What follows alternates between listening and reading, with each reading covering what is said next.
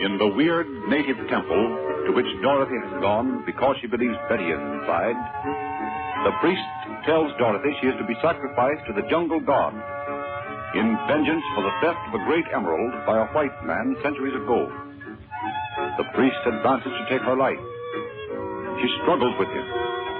He falls to the floor just as Chandler bursts in. In spite of all Chandler can do, the natives drag Dorothy away to an inner room, shouting she has killed the priest.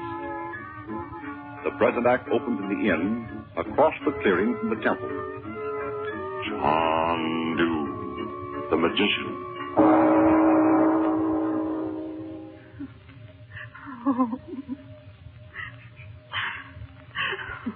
Don't cry, Betty. Please don't cry. Oh, I feel as though it's all my fault.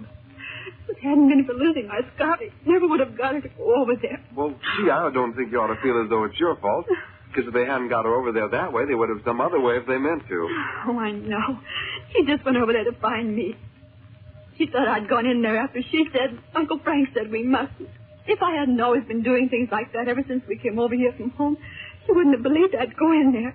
So it is all my fault after all. No, it is not. What's the use of saying that? Uncle Frank will be back here in a minute, and he'll probably have it all fixed up. Maybe he'll even bring Mother back with him. Now, don't cry. I wish I'd never come to this awful place. This jungle's just like some terrible animal that's opening its mouth all the time to eat you. Say, listen, you've got to stop talking like that. You're not helping Mother any by going off your bean yourself, you know. I don't mean to keep crying. I know I've hardly done anything else since Uncle Frank came back and said she was over there. When I think what Dr. Shaw said about how terrible it was in there, I just can't bear it. Well, at least Dr. Shaw's here, and he'll know how to talk to these natives. He and Uncle Frank will fix something up. Oh, I hope they can. Poor Father's just frantic. I can tell even if he does hardly say a word. He was as white as a sheet when Uncle Frank came in and said Mother had gone into that temple. But where was Father when Uncle Frank came back here with you and you found Mother was gone? He was down there by the spring. He'd found a funny-looking piece of rock. He was just starting back around the inn to bring it to us. There it is on the table. Oh, yeah. Uncle Frank didn't wait a minute when he suspected Mother was in the temple over there, did he? He just dashed over there like a flock of wolves. He wouldn't let me go with him. I wish he had. Maybe we could have got her away from him. Oh, no, you couldn't. You just got yourself killed. That's what you'd have done. He said there must have been 50 of those natives came running out from that inner room. Father went over there right away after he came back there, and we told him where Uncle Frank was, but he couldn't even get in. Listen, I think I hear him coming. Gee, when it gets dark out here, it sure gets dark. Can't see a thing. No sign of a light in those native huts or in the temple or anywhere. Just black. Is it Uncle Frank coming? Oh, is Mother with him? Uncle Frank, did you get her? No, Bob. We couldn't get them to release her. Sit down here, Father. Take this chair. We were wrong to bring them here, Frank. How could we dream she'd go over to that temple alone? After all we'd said about it. Well, you don't blame her if she thought Betty was inside there, Uncle Frank. Of course not. But I wonder why she didn't call me or wait for your father. Where's Dr. Shaw? Gone to his own quarters. Well, what happened over there, Uncle Frank? Oh, we went over to the hut of the head man of the village, and Dr. Shaw persuaded him to come out and talk to us. Dr. Shaw explained the circumstances as we reconstructed them, and the man listened carefully, as he would to the story of a dispute between two natives. Oh, I can't bear to think that Mother's life depends on whether some old native says yes or no. Isn't it awful, Uncle Frank? Yes, Betty. We may as well face it. You mean he said he wouldn't let her go? He said he couldn't. He said that when she killed that priest, she'd broken the most important of tribal laws, and that he could do nothing. You see, this whole country down here is absolutely at the mercy of the native priests. What you might call witch doctors. Oh, but it just doesn't seem possible the Mother could be shut up over there and we couldn't do a thing for her or get her out or anything. Uncle Frank, tell me this. Tell me one thing. You really think those natives are going to kill Mother? I'm going to be honest with you, Bob. I know they mean to. But that doesn't say they'll be successful. But how could Mother kill that priest? She didn't have a gun or... I don't know. I don't think she really did it. But those temple attendants certainly thought she did.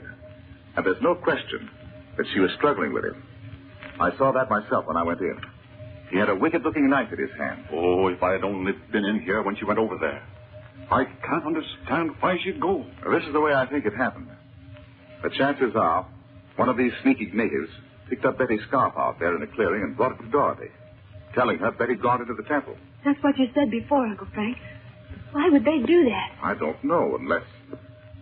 But we needn't think of that yet. Think of what? You mean a sacrifice? Well, yes. What do you mean, Uncle Frank? Never mind, Betty. Don't think of it. We'll find something to do. But did that native you talked to say he couldn't do one thing? He said nothing could be done to save one who outraged the temple. And that while shedding the blood of anyone who ministered to the jungle god was bad enough, killing the chief priest was the greatest crime one could imagine. I agree with Betty. I don't see how Dorothy could have killed that man. Did you see his body, Frank? Yes. He was lying there before the altar. He was a great big fellow. I wonder if he really was dead. Do you suppose he could have been shamming? Yes, he was dead, all right.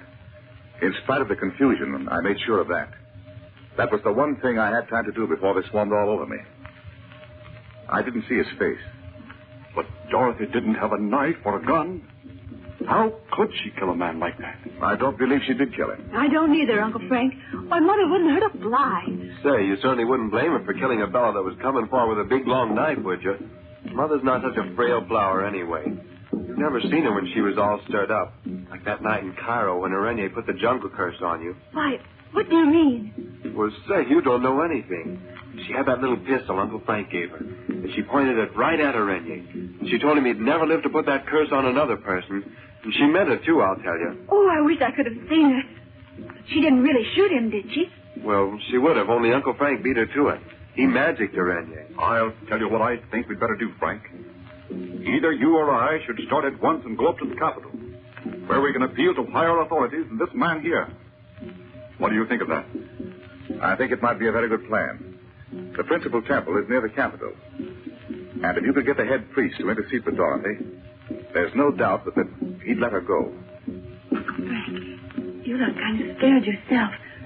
Are you really afraid we might not be able to get Mother out of there before... Don't think of that, Betty. You mustn't. Didn't Dr. Shaw say there was a native trail up to the jungle to the capital? Yes, there is one. But you could never find it. Why couldn't I take one of these natives as a guide? You might, if Shaw could find one you could trust. It would certainly be quicker than waiting for the next boat to stop here, and then having to go back up to Rangoon. Oh, you wouldn't go that way. You'd have to go around by Singapore and up through the Gulf of Siam. Well, what do you think? Suppose you try it. Will you go and see Dr. Shaw and ask him if he knows a native that could show you the trail through the jungle? Of course I'll go. I'll come right back and tell you what he said.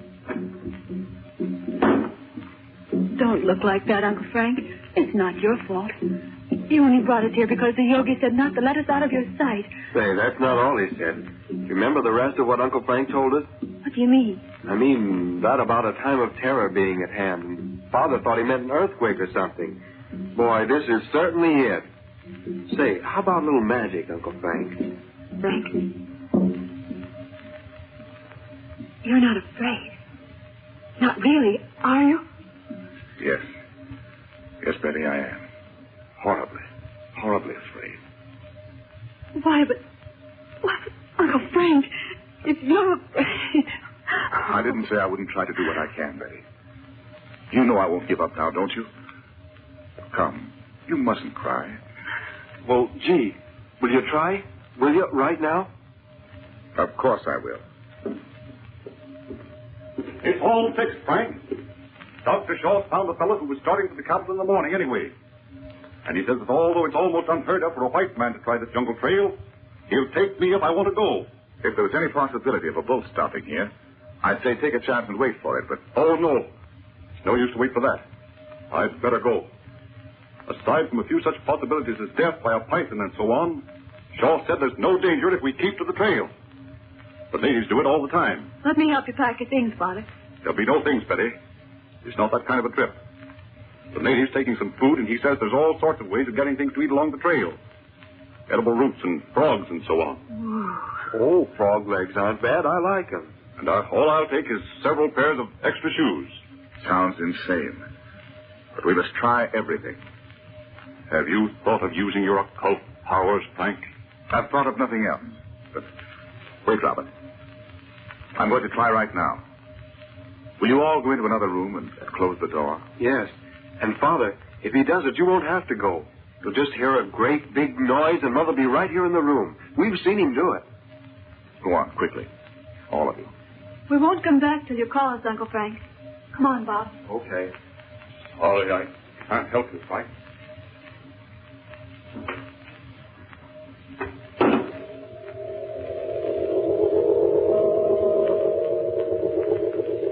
Dorothy, you are free from the walls that hold you. Dorothy, nothing can keep you in that place of darkness. Leave it and come to this room.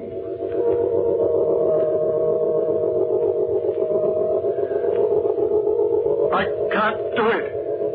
I failed. It's true. I felt I failed.